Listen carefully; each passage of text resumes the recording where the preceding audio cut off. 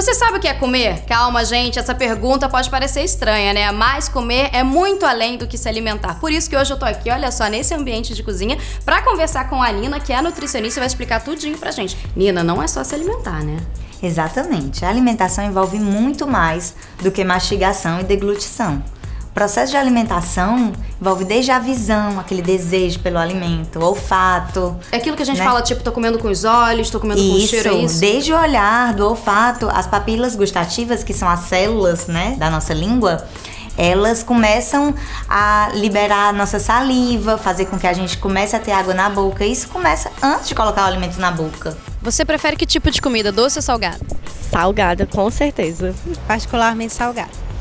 Mais gostosa, o paladar é bem mais gostoso, né? Me agrada mais. Agora, essa relação da preferência, muita gente tem a preferência pelo doce, pelo salgado. Como é que funciona isso?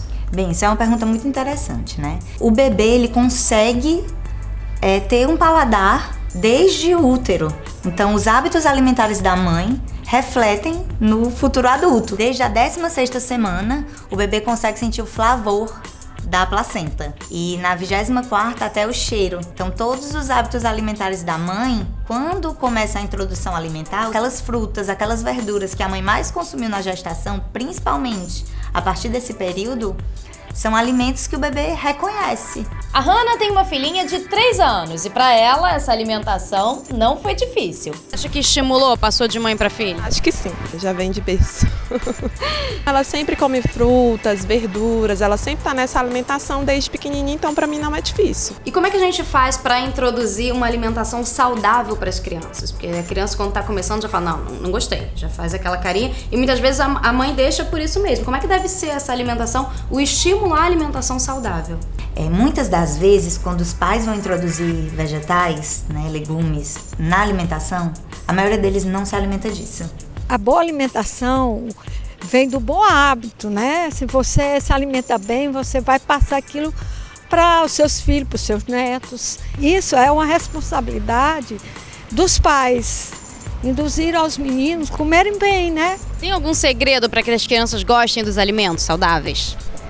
Tem. Aquele jeitinho de você decorar o prato dela, fazer aquela coisa bonita no prato dela, aquela carinha e tudo.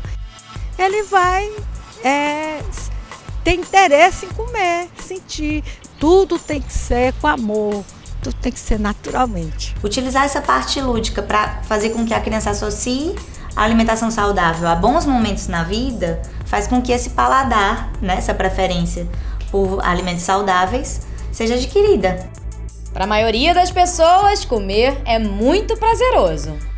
Amo comer. Minha vida, minha profissão, se fosse uma profissão, eu já estaria engajada nela, com certeza. Ao contrário do que muita gente pensa, a língua é capaz apenas de detectar o doce, o salgado, o azedo e o amargo. Aquele paladar, aquela coisa do sentir, aquele gosto que nós apreciamos numa refeição bem feita, numa comida bem feita, ela depende mais de 80% de um bom olfato. Mas às vezes acontece da gente perder o paladar, né? Horrível. Não tem sentido. Seu olfato está prejudicado. Isso se você tiver numa sinusite, numa virose, uma infecção respiratória, as crianças com adenoidite, num quadro infeccioso, é de se esperar que isso aconteça.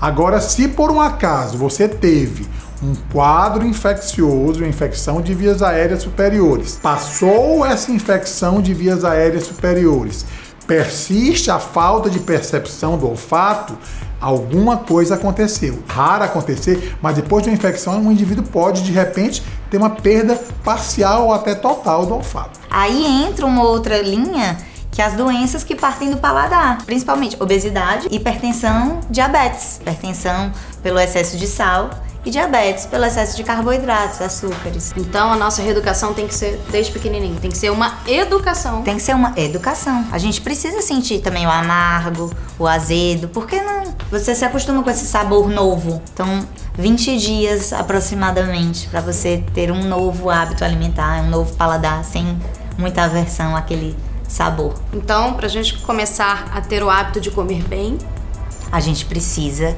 unir a alimentação saudável a bons momentos. Isso aí.